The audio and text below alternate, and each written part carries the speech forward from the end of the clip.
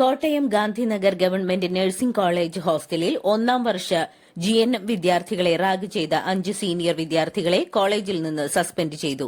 ഇവരെ ഹോസ്റ്റലിൽ നിന്നും പുറത്താക്കി. സംഭവം അന്വേഷിക്കാൻ 3 അംഗ സമിതിയെ നിയോഗിച്ചെന്നും nursing college principal in charge Lini Joseph പറഞ്ഞു.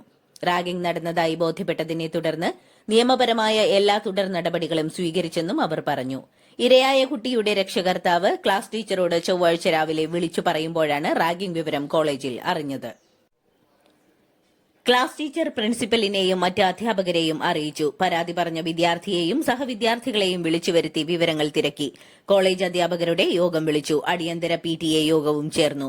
വിദ്യാർത്ഥികൾ പീഡന വിവരങ്ങൾ എഴുതി തന്നതിനെ തുടർന്ന് പരാതി ഗാന്ധിനഗർ പോലീസ് സ്റ്റേഷനിലേക്കും SP ഓഫീസിലേക്കും കൈമാറുകയായിരുന്നു. മെഡിക്കൽ വിദ്യാഭ്യാസ വകുപ്പ് അധികൃതരെയും വിവരമറിയിച്ചിട്ടുണ്ടെന്ന് പ്രിൻസിപ്പൽ ഇൻചാർജ് അറിയിച്ചു.